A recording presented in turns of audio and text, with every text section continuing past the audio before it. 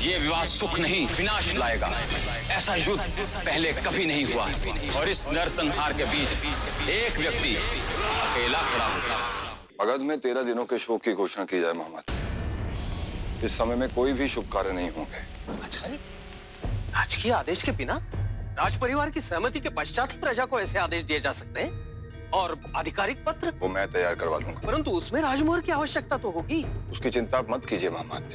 परंतु सम्राट की जानकारी के बिना आपात स्थिति में हमें निर्णय लेने की अनुमति है मोहम्मद। मगध के सम्राट की सबसे प्रिय पत्नी की मृत्यु हुई है। सम्राट पहले से शोकग्रस्त है, अतः उन्हें और उद्विग्न न करें। चलिए शीघ्र हमें सम्राट के कक्षा नौ राजमोहर लेने के लिए आइए। आचार्य, मूर्ख, ये राजमोहर अपने कक्ष में क्यों ले आए तुम? किसी को तो लेने गया था मैं। इसे तुम्हारे कक्ष में नहीं होना चाहिए था। यदि किसी को भी ज्ञात होगा कि राजमोहर सम्राट के कक्ष में नहीं है तो सबको ये लगेगा कि ये कोई षड्यंत्र था। और यदि उस चंड को पता चल गया तो तुम तो मरोगे, साथ में मुझे भी फंसाओगे।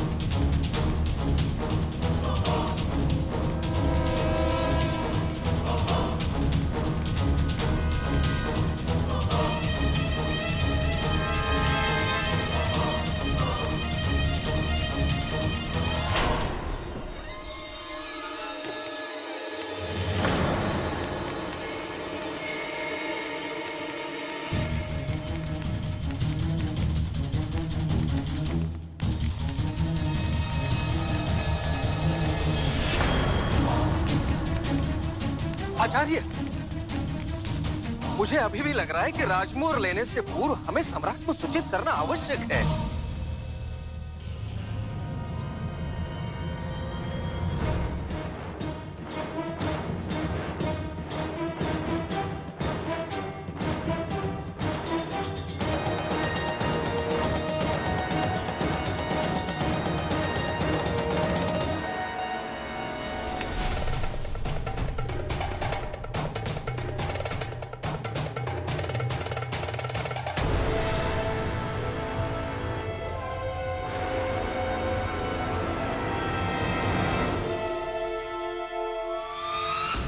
यदि कुछ भी होता है तो उसका उत्तरदेह मैं होऊंगा मोहम्मद।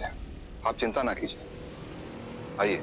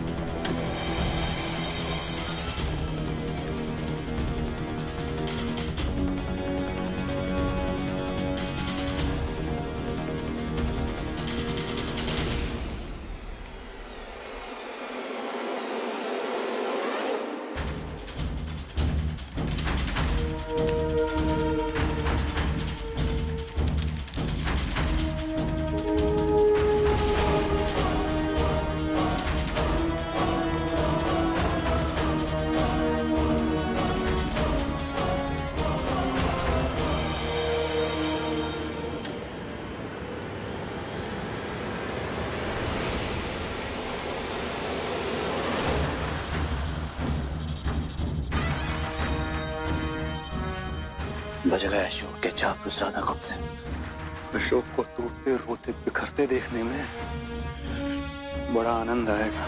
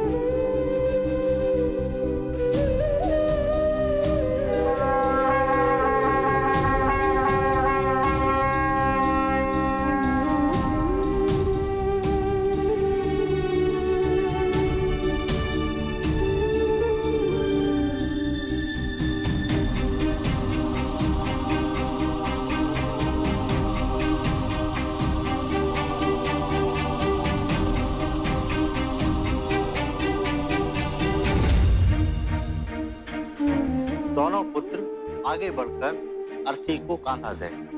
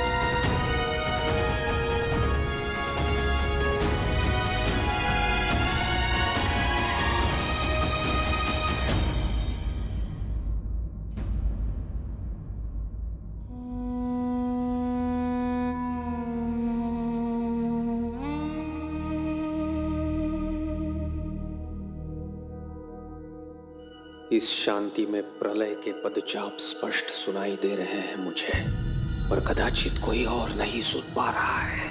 अशोक को सत्य ज्ञात होने की देर है। महायुद्ध होगा, चारों ओर शव ही शव होंगे।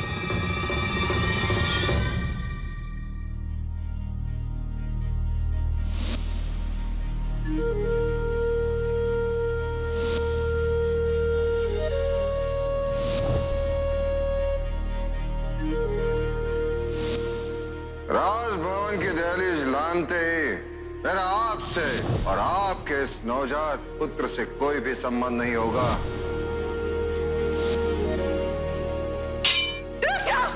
अन्यथा मैं स्वयं को मार दूंगी।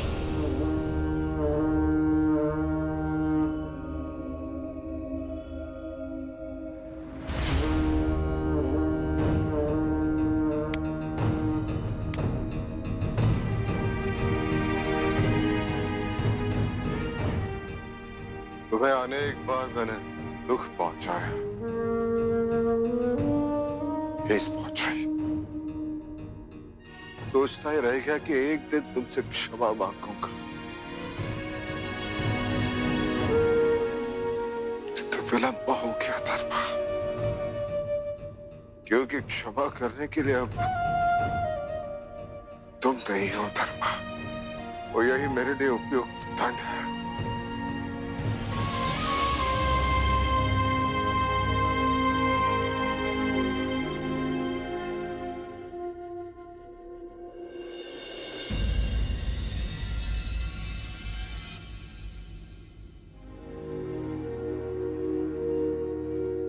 आप वचन दीजिए कि आप मुझे छोड़कर कभी नहीं जाएंगे। मैं कहाँ जा रही हूँ? तुम्हारा विवाह हुआ है, इसका अर्थ ये तो नहीं कि मेरा सारा दायित्व समाप्त हो गया। अभी तो मुझे देवी को एक साधारण कन्या से एक भावी सम्राट की पत्नी होने के लिए मार्गदर्शन करना है और आचार्य चाणक्य की अखंड भारत के स्वप्नों को पूर्ण होते हुए देखना है। तुम्हें चक्रवर्ती सम्राट होते हुए देखना है।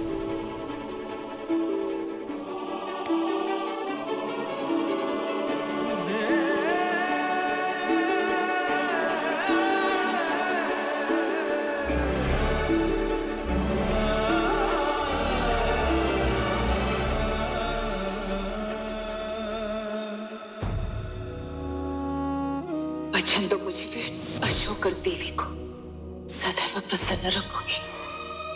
देवी के साथ रहोगे, अशोक के साथ रहोगे सदैव।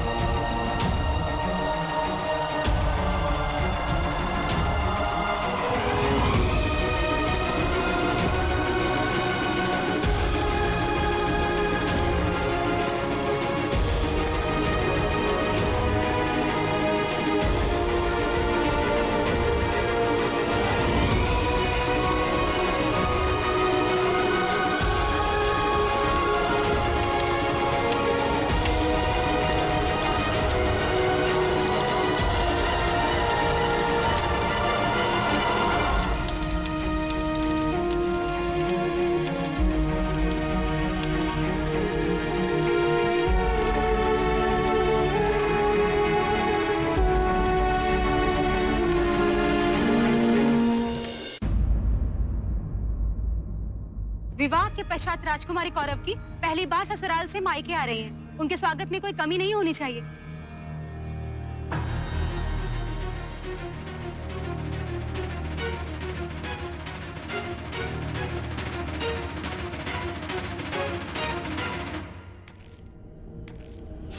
बंद करो ये सब। कोई विवाह नहीं हुआ।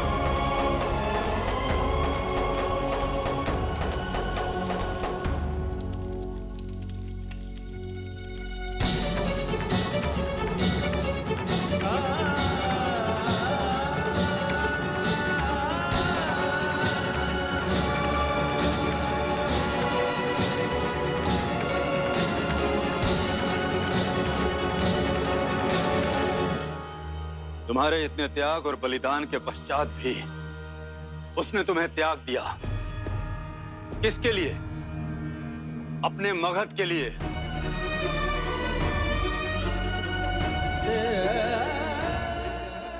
उठो गोरखी, तुम कलिंग की राजकुमारी हो। कलिंग के प्रति तुम्हारे कुछ कर्तव्य है, इसलिए आज से कलिंग ही तुम्हारी प्राथमिकता होनी चाहिए, क्योंकि यहाँ के लोग, यहाँ की भूमि तुम्हारी अपनी है।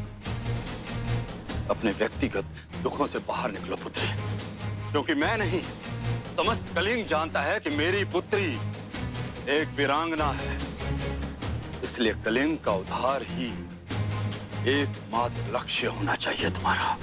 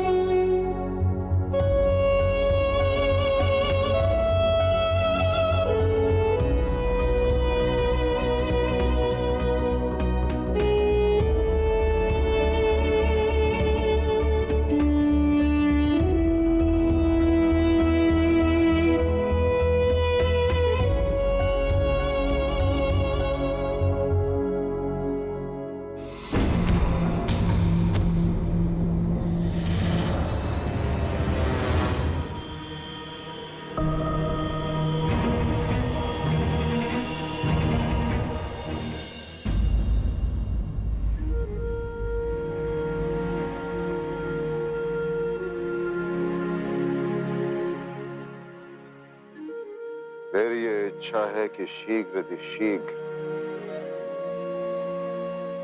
धर्मा की एक मूर्ति बनाई जाए। अवश्य सम्राट, इस कार्य हेतु हम सबसे अच्छे शिल्पकार को नियुक्त करेंगे। ना ही बिंदुसार को कोई सुध है माँ, और ना ही अशोक यहाँ है। यही उचित अवसर है हमारा चंदा के राज्य वंग जाने का। इससे पहले कि अशोक अपने दुख से उभर पाए, हम उससे उसकी मातृभूमि छीन कर उसे एक और आघात दे देंगे। इस बार ऐसा गिरेगा अशोक कि फिर